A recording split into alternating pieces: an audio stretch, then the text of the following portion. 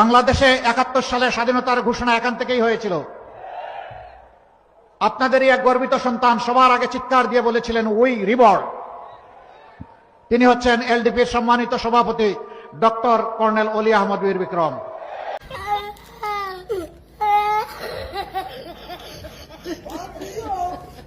Line ঠিক নাই, পাগল হয়ে গেছে, উল্টা পাল্টা কথা কয়, কথা ঠিকঠাক নাই, কিন্তু জানে পাবলিক ঘুরে গেছে। অতঃপর দুজনে মিলে কালুঘাট বেতার কেন্দ্রে যায়। পরের দিন তিনি বাংলাদেশের স্বাধীনতা ঘোষণা করেন।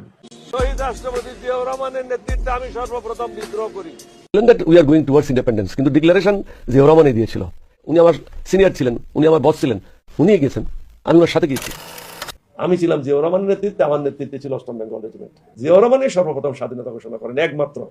এরপরে বা আগে আর কেউ বাংলাদেশের স্বাধীনতা ঘোষণা করে নাই। স্বাধীনতার ঘোষণা এই চট্টগ্রাম থেকে স্বাধীনতার মহান ঘোষক প্রেসিডেন্ট জিয়াউর রহমান সাহেব দিয়েছিলেন। ৭১ সালের ২৫শে মার্চ হানাদার বাহিনীর নৃশংস আক্রমণের পরপরই ২৭শে মার্চ চট্টগ্রামের কালুরঘাট বেতার কেন্দ্র থেকে তৎকালীন মেজর এবং পরবর্তীতে রাষ্ট্রপতি জিয়াউর রহমান বাংলাদেশের স্বাধীনতা ঘোষণা করেছিলেন। আমরা জানি ১৯৭১ সালে এই চট্টগ্রাম থেকেই মেজর জিয়া স্বাধীনতার ঘোষণা দিয়েছিলেন।